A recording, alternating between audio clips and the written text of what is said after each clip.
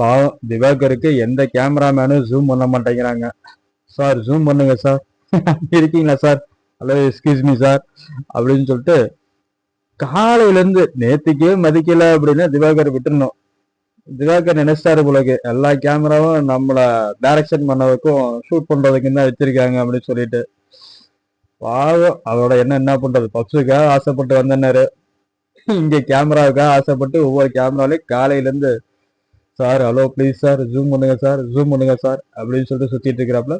ஏங்க ஒரு கேமரா விட மாட்டேங்கிறாப்லங்க மனுஷன். பாவம் ஒரு கேமரா 2 கேமரா அட்டென்ஷன் கொடுக்கலன்னா ஸ்கிப் பண்ணிடணும். இவர் கூச்சமே இல்லாம இருக்கிற அத்தனை கேமரா, பாக்குற கேமராட்ட கூட போயிட்டு எல்லாத்திலையும் சார் ஜூம் பண்ணுங்க சார், ப்ளீஸ் சார் இருக்கீங்களா அப்படின்னு கேட்டுட்டு இருக்காப்ல.